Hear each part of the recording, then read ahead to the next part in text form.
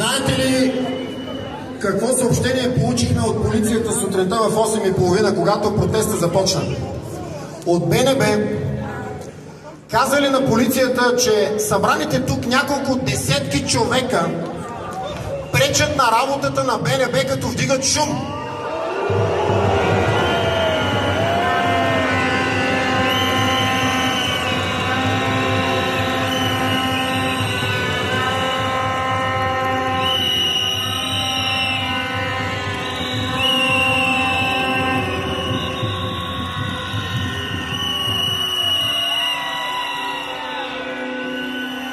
Бъдете сигурни, че сега, когато вдигаме шум тук, не им пречим, защото те не работят.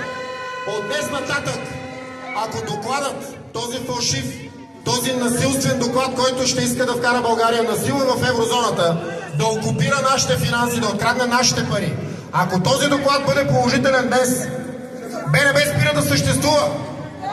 Вече няма да има БНБ.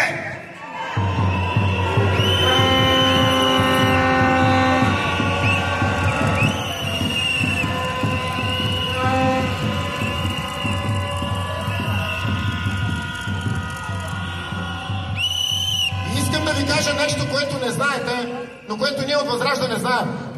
Тази сграда и в момента е почти празна. В нея много рядко влизат външни хора. Тя почти не извършва никаква дейност. Управляващите еничери на практика ликвидираха БНБ предварително. Тази сграда от днес нататък, ако този доклад бъде положителен, става абсолютно безпредметна. И не бих се очудил, ако бъде утре купена или за централа на Певски, или за някакъв хотел, или бъде съборена, както събориха доста сгради в центъра на София, символизиращи българска държавност. Така че от днес нататък тази институция на практика вече е ликвидирана. Но походът на еничерите срещу българската държава не се изчерпва само единствено с това.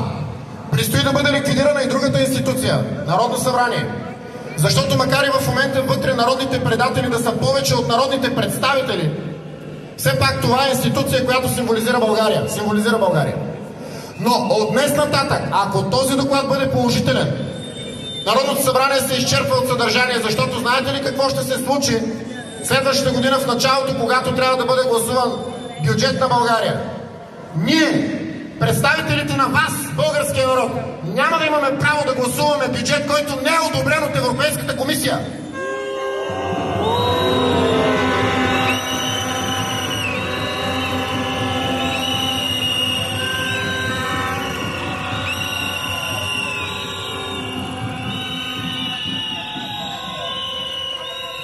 След като ни вземат парите, ще ни вземат и държавата България ще се превърне в една окупирана територия.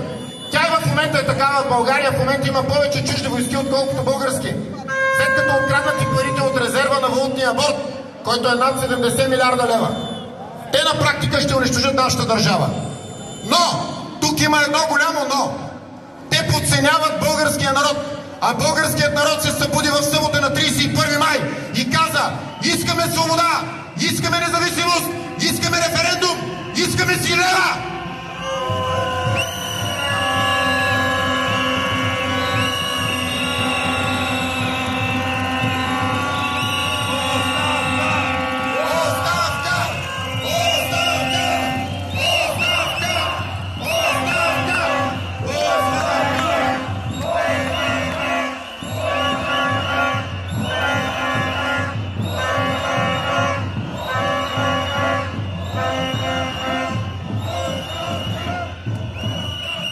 Още няколко важни неща искам да ви кажа. Първо, тук виждам няколко самарски знамена. Моля, вдигнете ги високо и развейте самарските знамена. Нека да ги видят еничерите, които показваха тези самарски знамена. Символът на българското опълчение като руски знамена. Еничерите за пореден път поругаха българската история и показваха самарските знамена, обяснявайки как на територията на България българите били протестирали с чужди знамена. Не, еничерска долна измет. Това е знамето на българското опълчение. И днес опълчението живо е тук, на България, центъра на площада на София.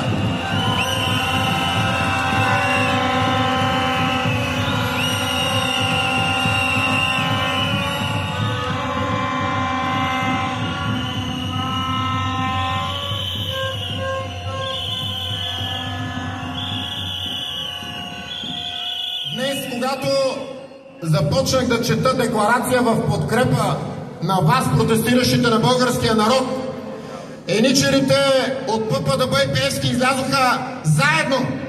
Ръка за ръка, ППДБ и ДПС на Пеевски, ръка за ръка излязоха.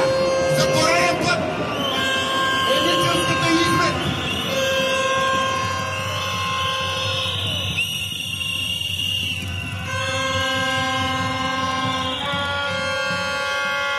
Знаете ли какво казах на еничерите?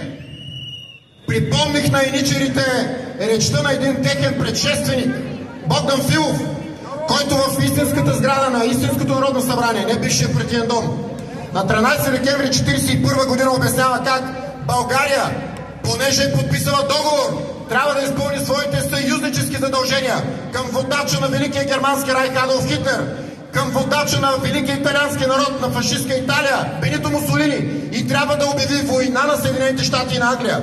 Всички стават и му ръкопляскат. В стенографския протокол пише бурни ръкопляскания, викове ура и браво. Опозицията иска думата, ние е дадена. Това звучи ли ви познато? Това звучи ли ви все едно се случва сега в парламента? И на мене ми звучи познато, обаче това, което аз им казах, искаме вие да го знаете, защото това ще стане с ваша помощ. 3 години по-късно, след разгрома на нацистска Германия, еничерите, слугите на нацистска Германия, на фашистска Италия, са съдени и осъдени на смърт за своите престъпления към България и към българския народ.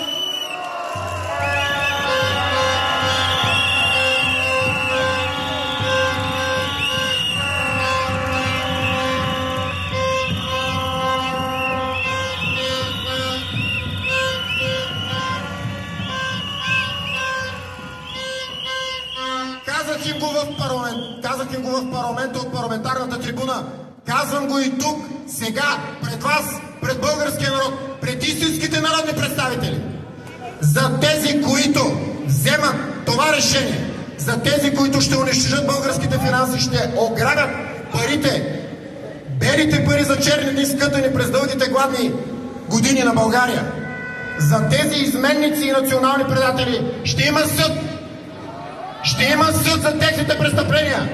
Също както са съдени съюзниците на нацистска Германия след края на Втората световна война. Ще съдим неонацистите и ще дадем заслужено наказание според закона за техните престъпления. Искаме ли това?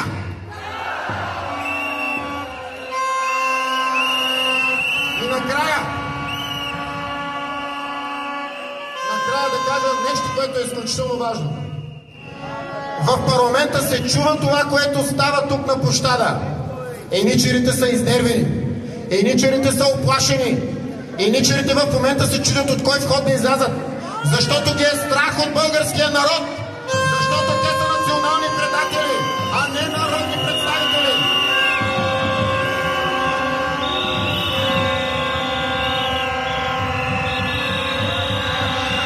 Оставка! Оставка! Оставка! Оставка! Оставка! Оставка! Оставка!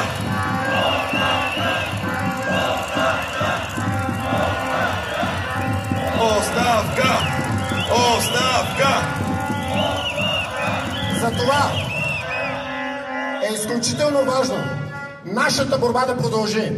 Защото еничерите си мислят, че могат да ни причупят от днес нататък. Нищо подобно. Нашата борба тепърва започва. Искам да ви кажа на финал следното нещо, което ние вече казахме и разпространихме навсякъде, не само в България, но и в чужбина. Ако някой си мисли, че след като ни вкара на сила в еврозоната, ще ликвидира България, много се лъже. Не успяха византийците, не успяха турците, няма да успеят и еничерите от Брюксел. Ние ще ги победим. България ще победи. Ще сринем еврозоната. Ще унищожим еврозоната. Ще сринем еврото.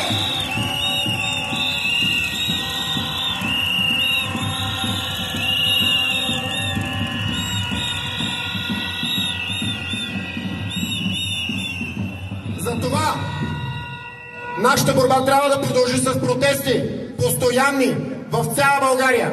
Призовавам ви, организирайте се самостоятелно. Кой както реши, по какъвто и да било начин, борбата трябва да продължава в София, в областните градове, в общинските центрове, в селата.